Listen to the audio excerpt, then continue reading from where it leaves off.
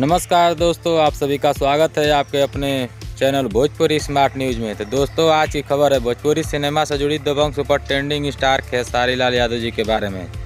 तो दोस्तों, आपको बता दूं खेसारी लाल का बहुत ही हाई बजट का गाना आ रहा है, तो आप लोग तैयार रहिए। आज 10:30 बजे आ रहा है म्यूजिक वाइड से। तो दोस्तों, आपको बता दूँ कि गाने का नाम है, आप लोग स्क्रीन पर देख लीजिए, गाने का नाम है हस्बैंड बना ले। तो दोस्तों, आपको बता दूं कि इस गाने को गाए हैं खेसारी लाल यादव और साथ में खुशबू तिवारी केटी, और गाने को लिखे हैं श्याम देहाती जी और म्यूजिक दिए हैं ओमजा जी।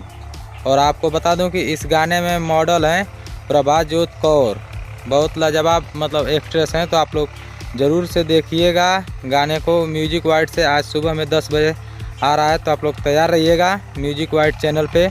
तो दोस्तों, अगर अपडेट पसंद आई है तो इस वीडियो को लाइक करिए और भोजपुरी की छोटी बड़ी खबरों से जुड़े रहने के लिए भोजपुरी स्मार्ट न्यूज़ चैनल को सब्सक्राइब करिए। तो दोस्तों, फिलहाल के लिए इतना ही, मिलेंगे कोई और वीडियो में, तब तक के लिए देखते रहिए भोजपुरी स्मार्ट न्यूज़। जय हिंद, जय भोजपुरी।